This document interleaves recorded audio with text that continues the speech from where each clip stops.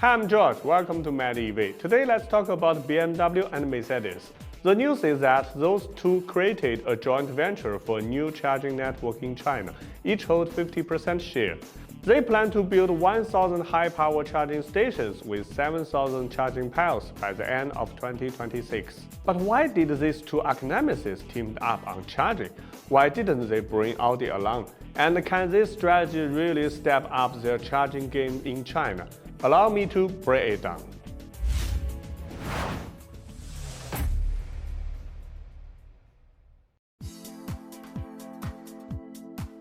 Normally, old-school car makers like BMW and Mercedes do not accept a project that burns through money.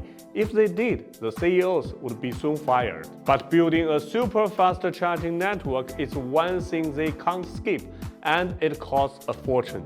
That's because having their own fast charging stations and giving customers an exclusive service is a must for high-end brands. Yet, these are not only expensive but also need a very long time to be profitable, causing massive financial pressures. And here is how massive the pressure can be. In China, a 4-pile fast charging station costs $400,000, including the purchasing, installation, and the permit, which makes building 7,000 piles $700 million. That's just the construction cost. There's also service and maintenance. Here's an example. TELD, the biggest fast charging service provider in China, currently operates 495,000 piles with a 210 million debt and a 16 million loss over last 3 years. Apparently, it's better to do this necessary but money-losing business with like-minded partners. About this, Ola Källenius, CEO of Mercedes, once expressed that given the huge cost of electrification, car makers should join forces instead of fighting on their own. Actually, charging collaboration is not something entirely new. Back in 2017, BMW, Mercedes, Ford, Volkswagen, and Porsche established a joint venture called Ionity. Later, Hyundai and Kia also joined this alliance. As for why Audi wasn't included this time, well, it's because Audi already took the lead in 2019. Audi's parent company, Volkswagen, formed a joint venture called CAM's New Energy Technology with FAW Volkswagen, StarCharge, and GAC Motors. Currently, they have built 1,500 fast charging stations and 7,200 piles. Some might ask, why didn't they find existing charging networks to work with, like Tesla that has over 11,000 piles in China? In fact, many companies were already doing this in North America, such as GM, Ford, Mercedes, BMW, Honda, Toyota, Nissan, Polestar, Hyundai, and Lucid. But actually, the real reason behind this is the domination of Tesla's North American charging standard. However, these automakers did not give up.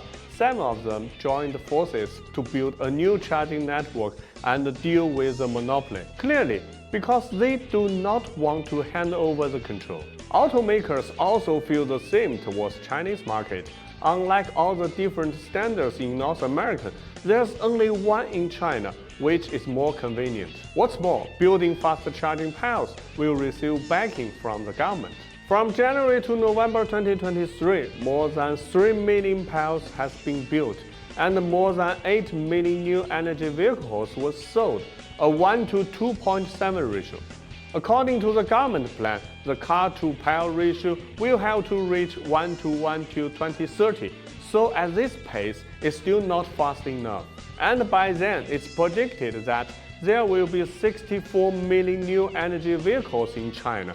Given that there are only 8 million piles now, we will have to fill a 56 million gap. Plus, both land and electrical capacity, vital for building charging stations, are finite.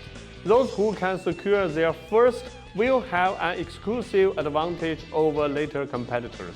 Therefore, the collaboration made Mercedes and BMW able to share the cost and the resources.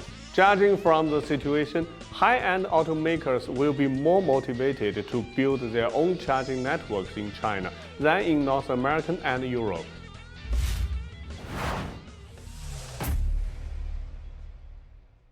What sets EV apart from ICE car is the ability to be a mobile energy storage.